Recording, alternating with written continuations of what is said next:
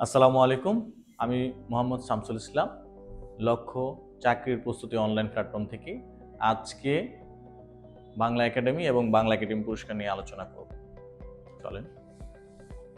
Bangla academy বাংলাদেশের ভাষা নিয়ন্ত্রক সংস্থা। এর প্রধান প্রতিষ্ঠান হচ্ছে সংস্কৃতি মন্ত্রণালয়। বাংলা একাডেমি প্রতিষ্ঠিত হয়েছিল 1955 সালে 3 ডিসেম্বর। বাংলায় 1362 বঙ্গাব্দ 17 অগ্রহায়ণ।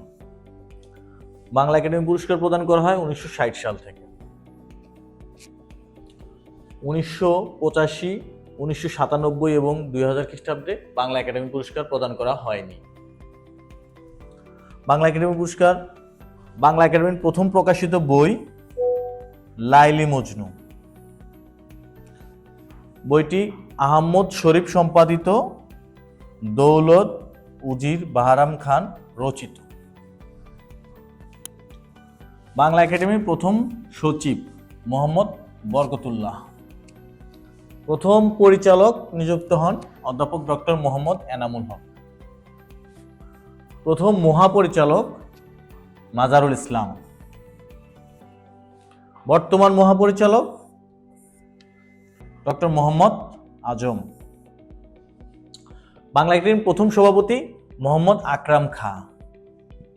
বর্তমান সভাপতি আবুল কাসেম ফজলুল হক। এখন আমরা 2025 সালে যাদের মনোনীত হয়েছে, 26 সালে যাদেরকে পুরস্কার দেব সে বিষয় নিয়ে আলোচনা করতেছি। বাংলা একাডেমি 2025 সালে যারা পুরস্কার পেয়েছেন এদের পুরস্কার দেওয়া হবে 2026 সালে 26শে ফেব্রুয়ারি বাংলা একাডেমি বইমেলাতে, এবং এই পুরস্কার প্রদান করবেন মাননীয় প্রধানমন্ত্রী জনাব তারেক রহমান। পুরস্কার দেওয়া হচ্ছে 8টি ক্যাটাগরিতে এবং এবার পুরস্কার পাচ্ছেন 9 জন। কবিতায় পাচ্ছেন মোহন রায়হান। তার একটি কবিতার বই হচ্ছে শাহবাগ ডাকছে আমায়। এটা মুক্তিযুদ্ধ, ভাষা আন্দোলন এবং রাজনৈতিক কবিতা।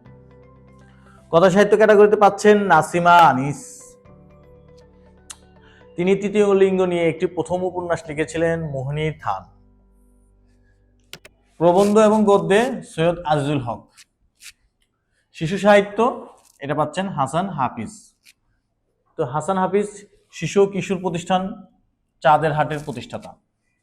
তার কিছু গ্রন্থ হচ্ছে যৌবন জার, সত্যি সেকুলাস,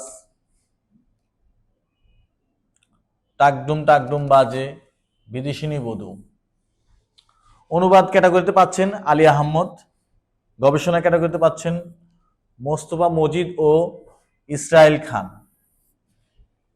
বিজ্ঞান বিষয়ে পাচ্ছেন বুয়েটের একজন অধ্যাপক ফারসিম মান্নান মোহাম্মদী। মুক্তিযুদ্ধ ক্যাটাগরিতে পাচ্ছেন মহিদুল হাসান।